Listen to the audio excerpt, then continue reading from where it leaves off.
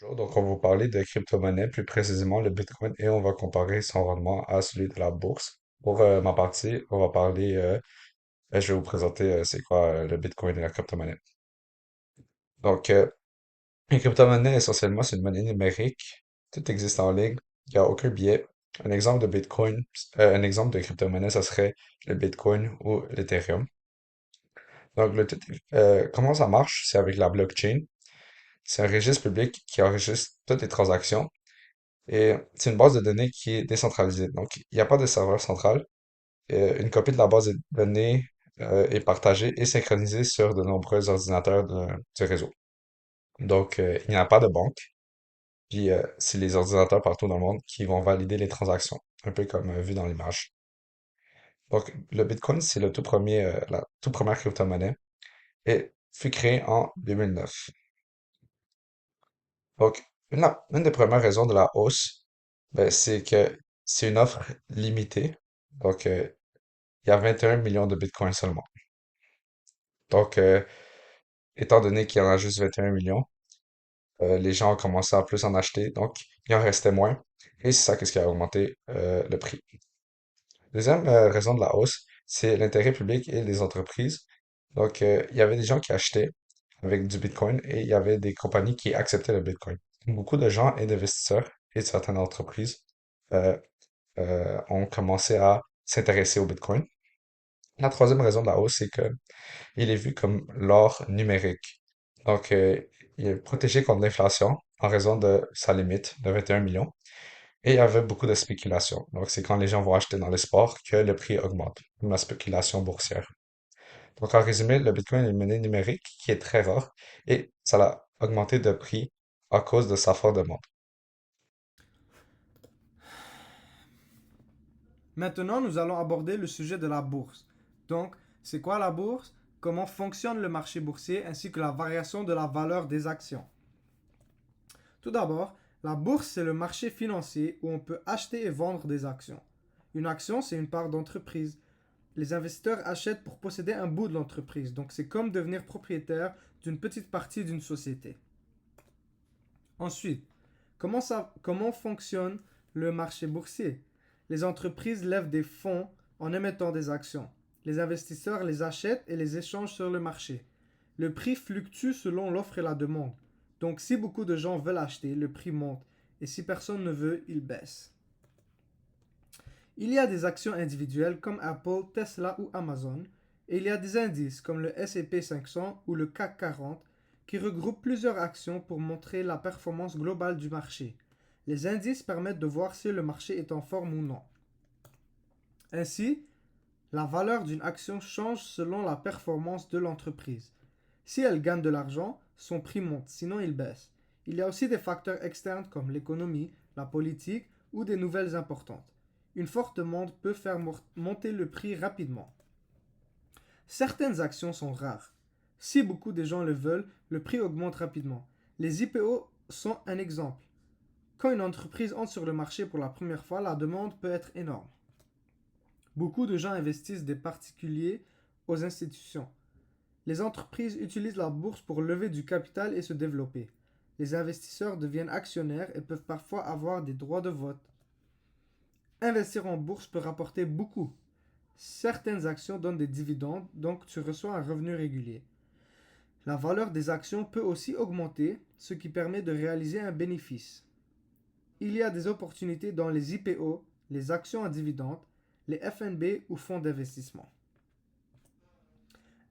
Donc ensemble, la bourse c'est le marché pour acheter et vendre des actions et leur valeur varie selon la performance de l'entreprise et la demande. C'est un moyen, c'est un moyen de faire croître son capital et de profiter d'opportunités de gain.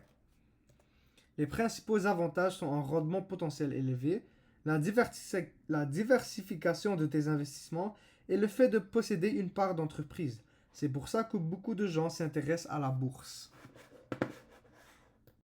Maintenant, comparons la bourse et la crypto-monnaie.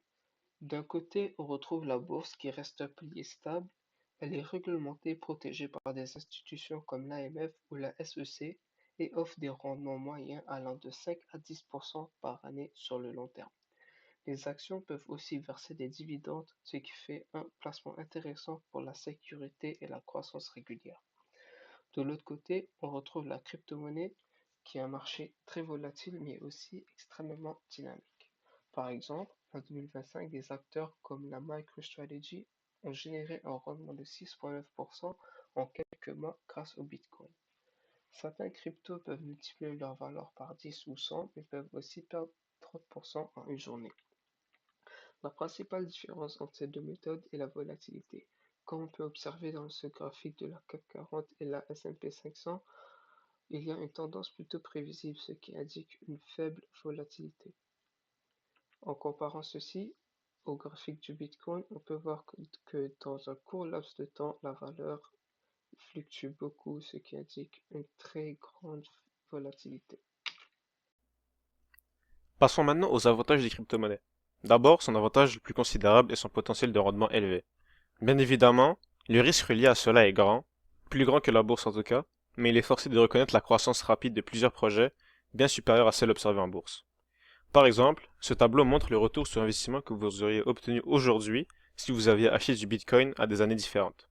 On peut voir notamment qu'un achat en 2022 aurait généré un rendement de 475% sur 3 ans.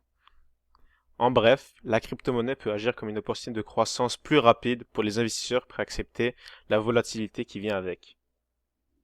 Ensuite, un autre avantage important à considérer avec la crypto-monnaie est la rapidité et le coût des transactions. Dans la bourse, l'achat ou la vente d'actions peut impliquer des délais ou des validations intermédiaires, alors qu'avec la crypto-monnaie, c'est presque instantané et les frais sont souvent dérisoires. Ça peut permettre de retirer de l'argent rapidement en cas d'urgence, ou même de transférer de la valeur sans passer par les banques. Un autre avantage aussi à considérer est la décentralisation. Comme il n'y a pas d'autorité centrale, vous avez un contrôle total sur votre argent, personne ne peut bloquer vos transactions ou geler votre compte. Le réseau est aussi plus résilient. La blockchain continue de fonctionner même si plusieurs serveurs tombent en panne. Vos données sont aussi mieux protégées que dans une banque où un piratage pourrait causer une fuite massive d'informations. Enfin, les crypto-monnaies ouvrent de nouvelles opportunités non disponibles avec la bourse. Certaines monnaies comme le Solana et l'Ethereum permettent à ses possesseurs de déléguer leurs cryptos pour sécuriser le réseau en échange d'un revenu passif. Ça s'appelle le staking. Il y a aussi les NFT qui ont vu le jour récemment, qui permettent de certifier la propriété d'un objet numérique qui opère sous la crypto-monnaie.